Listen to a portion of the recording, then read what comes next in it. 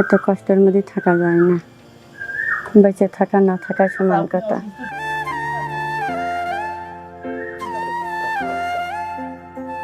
আমি গরিব ফ্যামিলির মেয়ে, ছোটবেলা থেকেই কষ্ট দুঃখ ছুঁয়ে বড় হয়েছি। মাঠে কাজ কাম করছি, অসুস্থ আম্মু আছে, তার চিকিৎসা করা লাগে, মেয়েটা চিকিৎসা করা লাগে, বাড়িওয়ালার ডাক্তার দেখানো, সংসারের খরচ। মেয়েটারও মনে করেন গলায় টিউমার, নাকে দিতে পলিপাস, বিভিন্ন ধরনের রোগ লাগিয়ে থাকে। নিজেরও শরীরের অবস্থা ভালো না।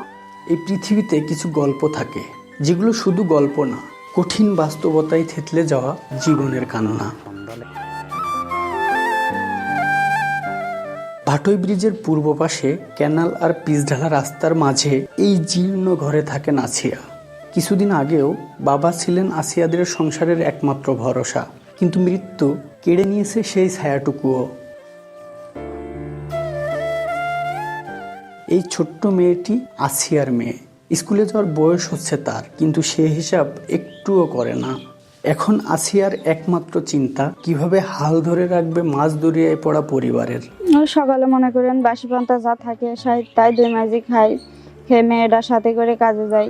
কাজ থেকে আসার পর আবার সংসারের একটা কাজ আছে, রান্না বাড়া আছে, এসব সামলাতে এভাবেই দিন কাটে যাচ্ছে আর কি। যদি পুরুষ মানুষ হতাম, একটা ভ্যান রিক্সা ভাড়ায় নিয়ে হোক, যেভাবে হোক টেনে টেনে হয়তো বা সংসারটা চালাতে পারতাম। এখন মেয়ে মানুষ হয়েছি, ছোটবেলা থেকে কষ্ট করছি।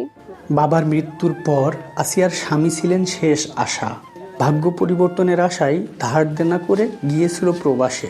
অভাবের সংসারের ভাঙাচোরা স্বপ্ন জোড়া লাগাতে চেয়েছিল, কিন্তু ভাগ্য যেন নিষ্ঠুর খেলায় মেতেছে এই পরিবারের সাথে।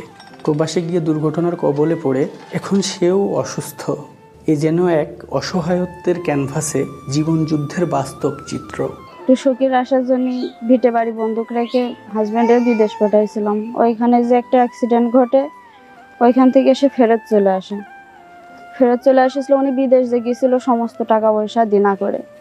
এখন এরকম পরিবেশ যে দিনা দেয় জেলায় বাড়ি টিকার মতো নেই।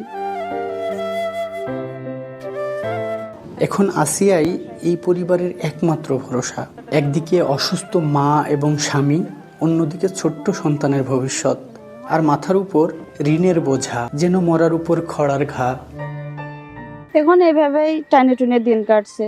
দিন আনছি, দিন খাচ্ছি, যা আনছি ওষুধ আনবো, ডাক্তার দেখাবো, নাকি খাবার দাবার, একটা মেয়ে আছে, একটা পোশাক আশাক, অসুস্থ আম্মু, এভাবেই দিন কাটছে। এখন দিনাদার যে অবস্থা, মানুষের কথা, বাড়ি টিকার মতো পরিবেশ নেই। এখন মরা ছাড়া কোনো পথ নেই। পরিবেশটা এমন হয়ে গেছে যে হয় এখন আমার কিডনি বেচতে হবে, আর না হলেই সবাই একসাথে আত্মহত্যা করতে হবে, এছাড়া কোনো পথ নেই। সুখের আশা শেষ। এখন বেঁচে থাকাটাই এই পরিবারের একমাত্র বিলাসিতা। ফসলের মাঠে পরের ক্ষেতে দিনমজুরের কাজ করে যা উপার্জন করে আসিয়া, তা দিয়ে দুবেলা দুমুঠো খাবার জোটে না পরিবারের। তার উপর পাওনাদারদের চাপ, যে কারণে অভাগা আসিয়া এখন সিদ্ধান্ত নিয়েছে নিজের একটি কিডনি বিক্রি করবেন। ফেসবুকে পোস্ট দিয়ে যোগাযোগও করেছেন অনেকের সাথে, কিন্তু সেখানেও ভাগ্য এই অভাগীর সহায় হয়নি। তাই সবশেষে কিডনি বিক্রির একটি বিজ্ঞাপন প্রচারের জন্য দ্বারস্থ হয়েছে জিনেদা টিভির। আচ্ছা, কখনো কি ভেবেছেন একটা মানুষ জীবনে কতটা কষ্ট পেলে তার বেঁচে থাকার ইচ্ছা ফুরিয়ে যায়? আজকে আমরা এমন একজন অভাগা নারীর গল্প শোনাবো, সুখ যার জীবনে আসতে গিয়ে বারবার পথ ভুল করেছে।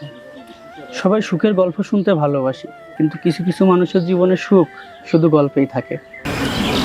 দর্শক, ঠিক সেমন একজন অভাগা নারী আমার পাশে বসা, আসিয়া। তার গল্প শোনাবো। গল্প শোনানোর আগে একটু বলে রাখি, আমাদের জিনেদা টিভির নাম্বারে তিনি কিছুদিন আগে কল দিয়েছিলেন এবং বলেছিলেন যে তার কিডনি বিক্রি করবেন। আর কিডনি বিক্রির বিজ্ঞাপন দেওয়ার জন্য তিনি আমাদের শরণাপন্ন হয়েছিলেন। এরপর তার জীবনের গল্প শুনে আসলে আমরাও হতবাক হয়ে গেছি। তো আমরা আসলে জানতে চাইবো কেন তিনি কিডনি বিক্রি করার মতো এত কঠিন একটা সিদ্ধান্ত নিলেন। আপনাদের কারো যদি কিডনি লাগে, তাহলে আমার কিডনিটা আমি বিক্রি করে দিতে চাই। তাহলে অন্তত আমার মেয়েটা সুস্থ করতে পারবো, স্বামীটা চিকিৎসা করতে পারবো। যদি আমার কারোর কিডনি লাগে, আমার কিডনিটা দিতে পারলে আমি একটু শান্তিতে বাঁচতে পারবো। অন্তত কিছু টাকা হলে স্বামীটা সুস্থ করতে পারবো, মেয়েটা চিকিৎসা করতে পারবো। এই পরিবারের করুণ দুর্দশা শোনার পর এই গল্প বর্ণনা করার ভাষা হারিয়েছি আমরা।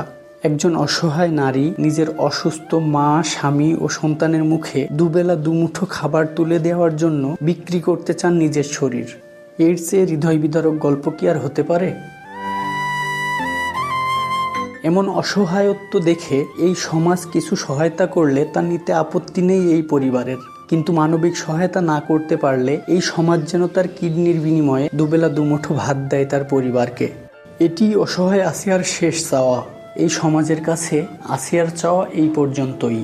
কিন্তু এই অসমাপ্ত চাওয়ার পরের লাইনটি হয়তো এই সমাজকে কোনোভাবে দায়ী করে রাখে। তারপরও হাজারো অভিমান নিয়ে এই সমাজে আসিয়াদের আরো কিছুদিন বসবাস করতে মন চাইছে। হয়তো মানবতা এখনো বেঁচে আছে, সেই মানবতার উপর নির্ভর করছে আসিয়াদের আগামীকাল। এই সমাজের মানবিক হাতগুলো একত্রিত হলে হয়তো দুমুঠো খেতে চাওয়ার যে বিলাসিতা এই পরিবারের, সেটি কোনোভাবে পূর্ণ হবে। অভাগী অসহায় আসিয়ার জীবনের পরের গল্পটি একটু সুন্দর হবে।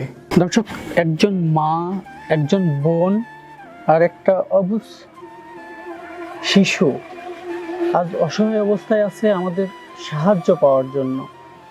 আমাদের সমাজে যারা বিত্তবান আছেন তাদের কাছে দাবি থাকবে অসহায় আসিয়া যেন কিডনি বিক্রি করে নয়, সমাজের বিত্তবানদের সহযোগিতায় কোনোরকম দুমুঠো খেয়ে পরে বাঁচতে পারে।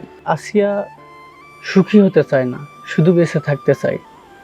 আশা করব সমাজের বিত্তবানেরা আসিয়ার পরিবারের পাশে দাঁড়িয়ে উচ্চ মানবিকতার প্রমাণ দেবে। আজকে অসহায় আসিয়ার পরিবারের গল্প এই পর্যন্তই। আবারও হাজির হব অন্য কোনো গল্প নিয়ে। সে পর্যন্ত সবাই ভালো থাকবেন, সুস্থ থাকবেন। আল্লাহ হাফেজ।